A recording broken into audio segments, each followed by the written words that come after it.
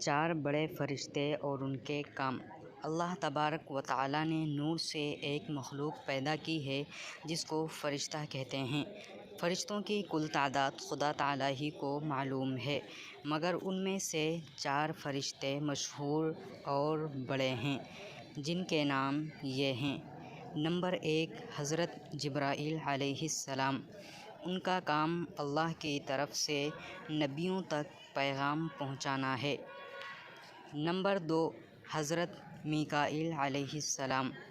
ان کا کام ہوا، پانی اور روزی وغیرہ کا انتظام کرنا ہے۔ نمبر 3، حضرت عزرائیل علیہ السلام۔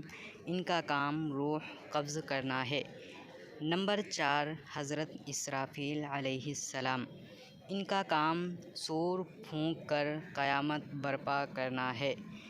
اگر ویڈیو اچھا لگے تو لائک اور سبسکرائب ضرور کریں۔